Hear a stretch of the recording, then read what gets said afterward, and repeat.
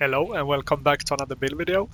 Please make sure to leave a like and subscribe if you enjoyed the channel, and let's go.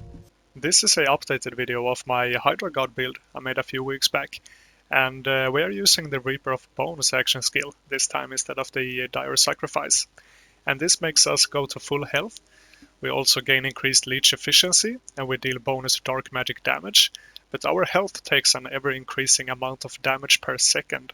And when our health is gone, instead of dying, we become invulnerable, and we also restore 20% of our health. For the skill tree we are using Essence Drain, and this is a kill skill, so our spell cooldown rate is increased for a duration. We want to max out Fateful Thralls, and this is to increase our damage for every companion we have. We also want to max out Dark Pact, and this is to increase our dark magic damage. We also want to max out Harvest, and this is another kill skill that makes our companions deal bonus dark magic damage for a duration, and this effect can stack, so this is a very strong skill. We also want to max out the Dark Hydra, and this is another kill skill again, and this is a chance to summon a Dark Hydra companion, dealing dark magic ability damage to nearby enemies for a duration. I also went with Punishment, and this is to deal some bonus damage. So when the 𝕃𝕚𝕓𝕓𝕖 we have casts a Hellish Blast, there is a chance it will be cast again after a brief delay. I also put 2 points into Ascension, and we get a third point from our class mod. But this is a kill skill that increases our maximum health and spell damage for a duration, and the effect can stack, so this is another very strong skill.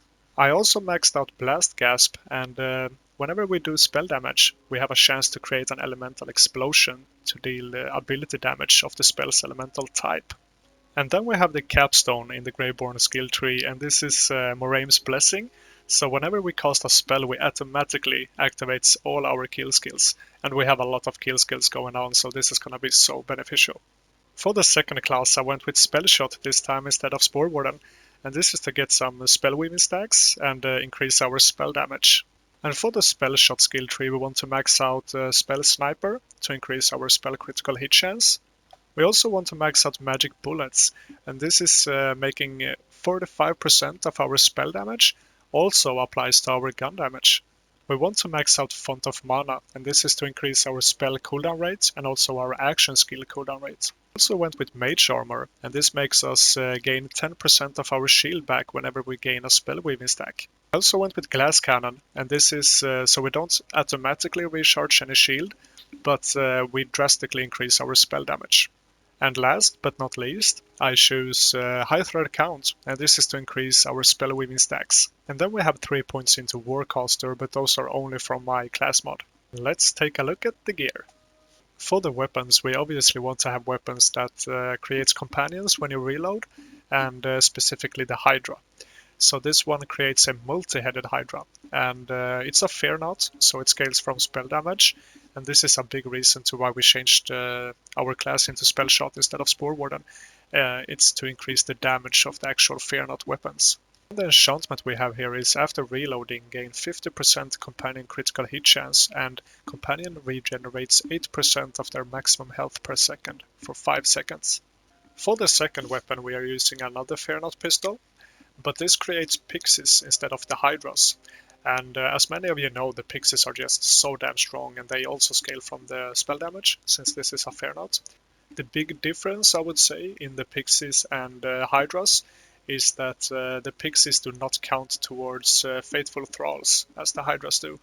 The enchantment we have here is when a Graveborn action skill is activated, gain 50% dark magic damage and 50% dark magic efficiency for 10 seconds.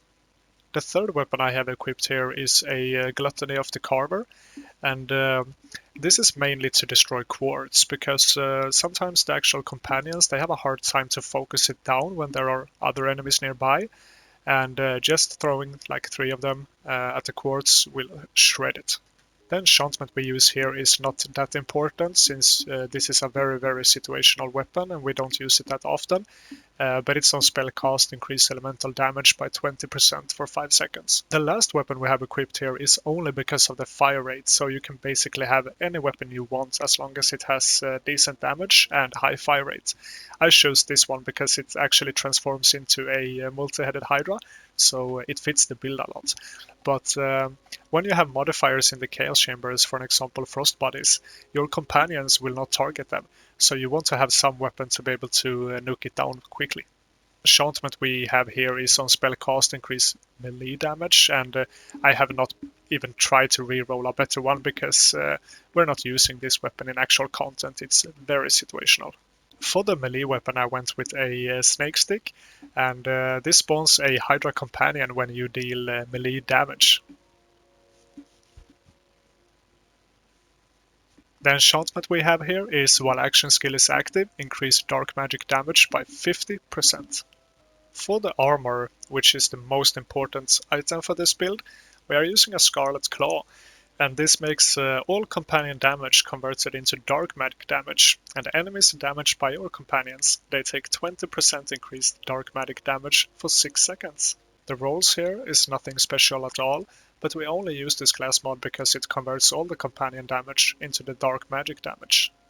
The shield we are using is a Master Rune, and this increases our companion damage by 25%. And the enchantment we have here is on action skill start, we increase the damage dealt by 20% for 20 seconds. For the rings I went with as much spell damage as possible, so here we have spell damage, we have spell critical hit damage, And we also have pistol reload speed, which is useful since the two main weapons we are using are pistols. On the second ring we have companion damage, we have spell critical hit damage, we have spell critical hit chance, and while health is less than 50%, effects are increased by 50%, which is not the best for this build actually, since we're using a lot of dark magic that is healing us like all the time. If you can get somewhat of these rolls on another ring, it will be probably even better. For the necklace we are using this one. When the Fate Maker or a companion kills an enemy, companion damage is increased by 20% for 15 seconds, and this effect stacks up to 5 times. And the rolls we have here is dark magic damage, Graveborn power, we also have all damage dealt. For the spell we are using a Devouring Hydra, and this is a ×2 one. So we have an additional projectile per cast, and we have 2 spell charges here. And this spell is pretty unique, so we summon a Hydra companion that will spawn another Hydra whenever an enemy damaged by it is killed, and it also has a small chance to spawn an additional Hydra when damaging a boss. The enchantment we have here is while action skill is active, increase companion damage by 50%. For the hero points, I maxed out strength to increase the critical damage, also maxed out wisdom to increase our status damage. Rest of the points I would say is personal preference, but I put them into dexterity to increase our crit chance a little bit. Now we can take a look at some boss melting.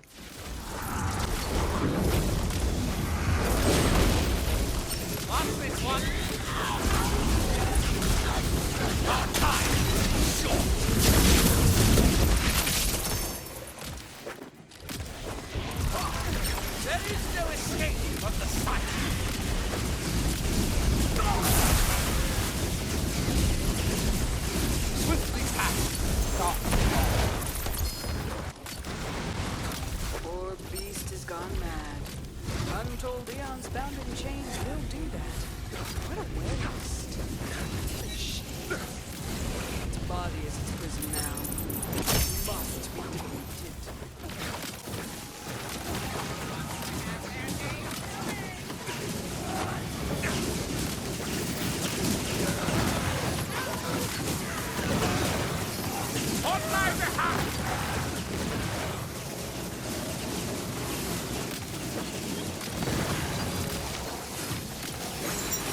Like magic. That enemy is especially fine. My mind on